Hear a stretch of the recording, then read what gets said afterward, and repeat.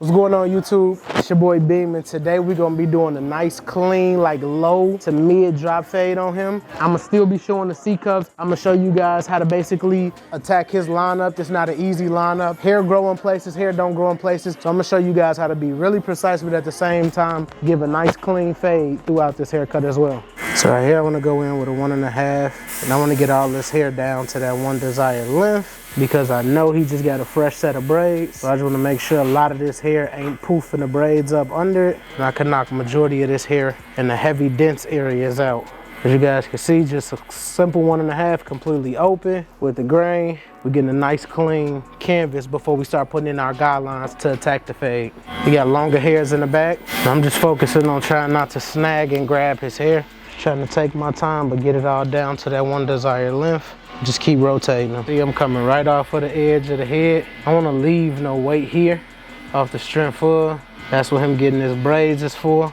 Same thing here. Let me remove these duck clips. Completely open. Taking my time, coming at an angle, and coming at majority of this here. And my next step, instead of starting a harsh guideline, because I want to make my fading job easier, this is completely open.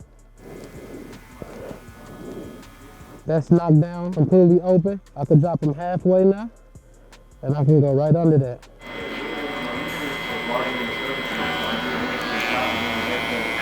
When it comes to these haircuts, you just really got to be focused on each step at a time. Don't really rush it, because everything ain't gonna be the same speed. Every part of the fade ain't gonna happen as quick as you want it to happen. I mean, this is a 1 guard. I cut him down with a 1.5, so I'm going with a 1. This one is completely open. I'm going up about 1/2 inch. And keep everything in this rainbow contour shape of his head, so the fade don't look weird or awkward in no position. I'm gonna go halfway. Start to work lower and lower in this fade till I get to that open area. I got my 0 guard on now, completely open. I'm gonna work this one downwards. As you guys can see, we're starting to soften up this fade. I'm starting to feather up the fade some. So when I'm feathering the fade, what I'm basically doing is debulking, but trying to preserve a lot of the bulk that's up top so I don't push the fade too high. It's about consistency. It's about repeating yourself. It's about doing some of the same steps to get that flush consistency fade that you're looking for. And now completely closed. Same realm of what I got going on. Like I said, open, halfway close, open, halfway close, open, halfway close. And that's with every guard, and I continuously work it downwards until it's completely done. Now I do detail work on the edge of my teeth, working towards the bottom part of the fade, slowly but surely. We really got more to work with in this front office area. At the end of the day, when it comes to your fades, it's all about what you want them to look like. It's all about what areas you got to keep dense for certain areas. And I know me, I can't just bald out the C cup area, because I still want to show his C cup. So as you guys can tell, I'm giving them a clean fade, still slight darkness here. We're gonna chase that with a 1 guard completely open. So to knock out majority of this darkness, I'm gonna chase it with a 1 open, go up about 1/2 inch, stand on the edge of the teeth, using the hilt of my blade, debulking this area, but getting some consistency through and through. I'm not balding out the C cup area, but I still wanna give it like a low bald taper look towards the bottom of the C cup. Don't want the C cup to be full all the way around. As you guys can tell, I'm close. I go halfway here, and now open. The fade is coming together. We're not overworking ourselves, but at the same time, I'm keeping everything consistent and flush enough to be able to attack it when the time is there. The fade don't always have to be perfect with kids and nod off they go to sleep from school. You know, it'd be so many odds stacked against you when cutting kids' hair. But at the end of the day, it's gonna really let you know what type of barber you are in these situations. Same thing here, slight darkness here, open with a 1. Start to hit this area with the hilt of my blade, bag up off of it. Same steps here. Completely open in a rainbow shape, working myself all the way around the ear. And the reason that I do this is because I'm not worried about overworking myself. I'm not worried about trying to knock out guidelines, even though I can teach you guys exactly how to knock out guidelines. Whatever you put it in with is whatever you take it out with. But sometimes it takes a form of skill, flick, different things to really knock out those lines. But me personally, I'm cutting the kid. He's falling asleep in and out the chair. I don't want to set myself up by making too harsh of guidelines I can't knock out, because I'm fighting his sleep, fighting his hairstyle, his braids. And I'm just trying to make it comfortable for myself so I can get through and through this haircut. And as you guys can see, bottom part of the fade is knocked out. My next step, let's go with a 1 completely open. Give myself about 1/2 inch, and that's completely open. The reason I'm giving myself about 1/2 inch, we want to keep it more darker towards the ridge area. repeating some of the same steps, staying true to the system, and not losing ourselves. That's open. Halfway. Slowly but surely, slowly but surely. Halfway in the pocket, and now completely closed towards the bottom. Just because you did the steps don't mean it's gonna come out perfect every time. Sometimes you might have to go back in using the corner of your blade to really adjust the pocket or adjust the area on the haircut. But it's all about being consistent. Slight line here, I'm gonna go open and I'm just gonna nudge at this line. Nothing too crazy, don't wanna overwork myself, but wanna be able to create this gradient effect. And now we creating a nice clean fade, as you guys can tell.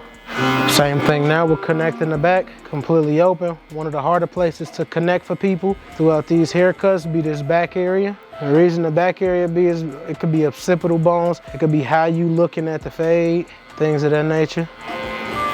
Kaden, you up? Okay, just don't want to overwork myself right here, so I'm just trying to stay consistent as possible. Completely open with a 0 guard. So now you see me switching my steps up. Opposed to going right to a 1, I'm going to a 0 guard because I'm trying to connect these sides real quick with the back, knowing that I got 2 inches plus worth that I could use my 1 in that area. So as you guys can see, completely open with my 0 guard there. Now I can go to my 1 guard. So my 1 guard, completely open. All the way across the back of the head. Keeping everything as consistent as possible. I'm making sure I'm staying consistent. Now halfway, now close. All right, now let's clean this up with the 0 guard. 0 guard. I already went open, so I'm gonna drop them halfway. Now let's get to attacking this weight. I think what people kind of forget about when they fading, man, is a lot of their steps. They forget their steps. You know, it's easy to do. When I was a newer barber, I was forgetting a lot of my steps throughout my haircut. But at the end of the day, you gotta understand and realize that when you create these systems, you gotta work the system. I always believe in the system, even if the haircut ain't coming out how you want it to come out, because working the system is what creates a level of consistency. Understanding and knowing all of your guidelines, where you at, but also being able to execute at a high level starts with a system and consistency. Same thing here. Kaden, I need you to stay up, bro. Kaden, you got a scratch on your forehead, man. What's going on? I ran into a tree branch. Huh? I ran into a tree branch. You ran into a tree branch? Calling the peoples on your daddy. He ain't been watching you. I want to demonstrate a technique of trimming some of the front hairs down without taking too many off. Still want to keep it dark because his lineup is prominent in this, which is why it's cut back some so he could actually have a lineup. And I'm just going with a #1 guard, completely closed. Not putting a lot of pressure on it, but I'm trimming majority of these loose hairs down. And me trimming these hairs down is allowing me to see this lineup. My next step, I'm gonna go behind that with some Hola spray. I'm gonna brush and bring everything forward. Close your eyes, Kaden. What I'm looking at is he got a lot of weight here. He's missing weight here. So I'm gonna show you guys different techniques throughout this haircut to make this lineup as symmetrical as possible without damaging the client's lineup, without damaging anything, and just trying to give him a natural, clean, sharp lineup. So let's start it off. And when you're doing a haircut like this, I want you to look at the weakest side, look at the strongest side, and find a middle ground. And my middle ground between this weak side and this strong side is my center point, which is in the middle. I go and attack this area immediately. And attacking this area allows me to see the right side of the lineup. Just trying to be as precise as I could be without doing too much. Same thing, repeat the same steps without going as far as I could go, recenter myself in that centerpiece, and you ride the same line as if it's hair there. And the reason that I say do that is because if you line it and treat it as if it's hair there, you create this ghost effect. As you can see, it's not a lot of hair here, but it's hair that can be lined up and creating a ghost effect, which is showing a level of straightness throughout this client's lineup. Now we want to see how wide we want the lineup to be. All of this is literally overhang, so a little bit surely knock that out. And I want to go to my darkest part, just about here. I'm gonna knock this bulk till I get to my darkest area, about here. Hey, Kaden, I need you to stay up. I want to create reference points. I show you guys this in all of my YouTube videos. Some people who've been in my classes understand and know. Reference points to create a nice clean Chicago C. Put a nice indentation at the front. This is a slight small indentation, about a quarter length. Small indentation. Another indentation here, deeper on the sideburn area. Even though we cutting the sideburns off, he's not keeping them. But I'm using them for my lineup. A, B, and C is my middle. So now we play connect the dots to make drafting and creating a lineup very easy and seamless. I want a lot of you guys out there who want to be perfectionists, or guys who want to have super sharp, razor sharp lineups to understand and know that you can create lines to make curvatures. It's just simple geometry. Understanding different angles, understanding different reference points, and connecting those dots can allow you to create circular and curvature lines. I still want to clean this area up right here. It's a tad bit more. Play in this pocket. Always go back, rewrite history, because doing things one time is never enough. We got a clean, straight, we got a 90, and I got a beautiful curve. And now because I did that part and used that reference point, I can knock this sideburn off, which I won't naturally use. Had to get a nice clean, like look at that, bro, that's crazy. That's a seed shape. Most people would have went in there and tried to drag it all the way around, then you go here and trying to, let me cut these off before I mess this lining up. Go here and you trying to draw that you all off. That's why I'm here, here, and then bringing it together. It's my first initial guideline on the sideburn. You see that white ghostness? Same thing here. At the beginning part of this lineup. There's 2 reference points. Now let's play connect the dots. You drifting the same one up, and you start to curve it into that second reference point. Consistency, I'm telling you, it's consistency. It's gonna help you get through every part of this haircut. You develop a system, you work the system, and you execute at a high level.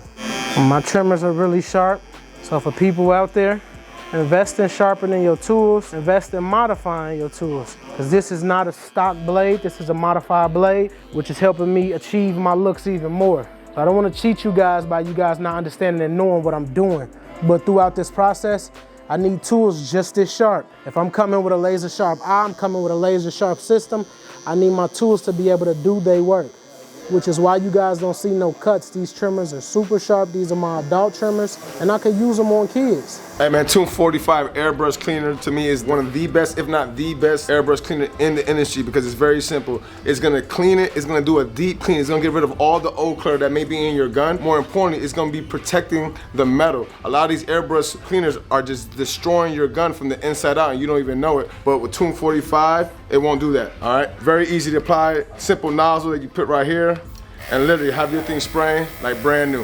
So I'm gonna show you guys simple color. A lot of people don't believe that color belongs on children. At the end of the day, do what you do what make the kids happy. This is my nephew, and I'm doing what I believe is gonna make him happy.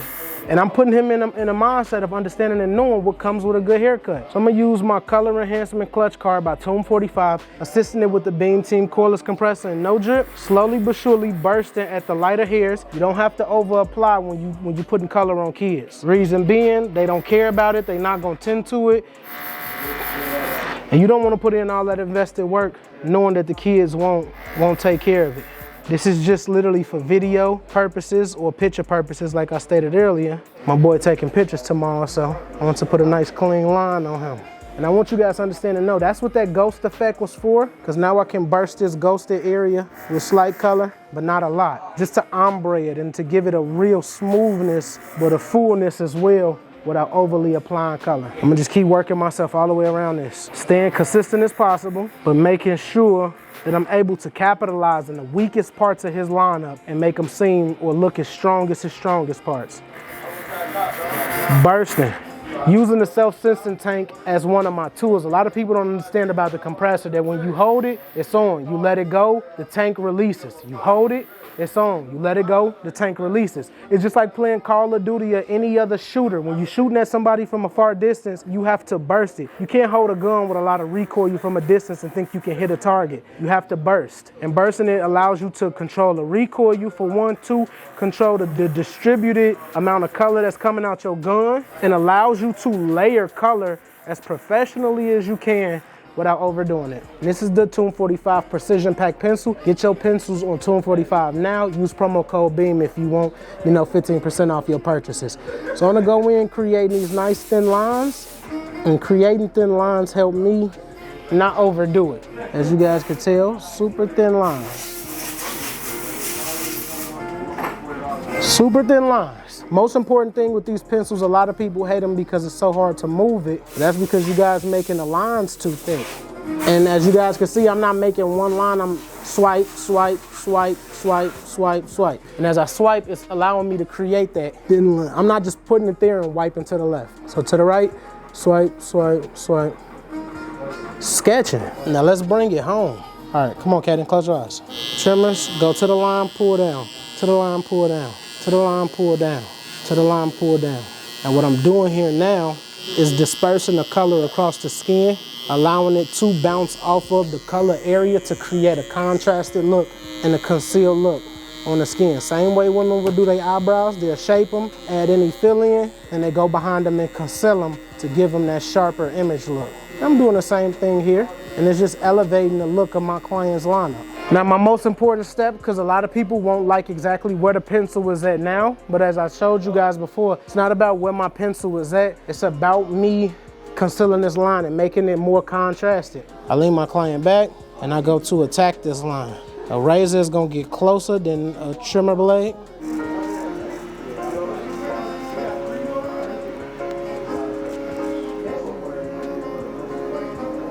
And maximizing my potential. That's what I'm doing here. Taking my images to the next level. Same thing in the middle. Voila.